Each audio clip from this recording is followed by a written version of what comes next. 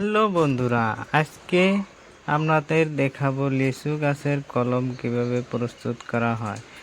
চলো দেখে নিই। প্রথমে গাছের ডালটাকে এই ছালমুক্ত করে নিন। তারপর ছালমুক্ত জায়গায় অ্যালোভেরা লাগাবেন। তারপর একটা প্লাস্টিকের গ্লাস নেবেন, গ্লাসের ভিতরে কিছু সার দিবেন, আরও সার দিয়ে এইভাবে 50 দিন 50 দিন রেখে দিবেন। তারপর দেখবেন শিপা বের হয়েছে। আরও তার ডালটাকে